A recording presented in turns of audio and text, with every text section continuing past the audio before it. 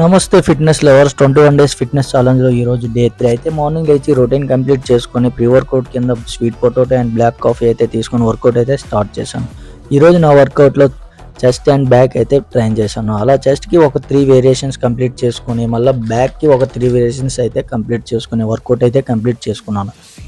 And మళ్ళీ post workout కింద creatine and 4x అయితే తీసుకుని పైకి వెళ్ళి ప్రెస్అప్ అయితే అయ్యాను. అలా ప్రెస్అప్ అయిన తర్వాత దేవుడి దగ్గరికి వెళ్ళి నమస్కారం అయితే పెట్టుకున్నాను.